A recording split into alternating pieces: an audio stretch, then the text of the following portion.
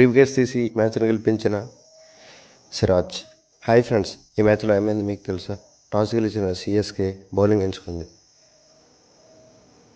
GT బ్యాటింగ్లో Shubman Gill 64, Sai Sudharsan 84, Buttler 57 score చేశారు. అలాగే మిగతా బ్యాటర్స్ కాంట్రిబ్యూషన్తో 229 స్కోర్ చేశారు.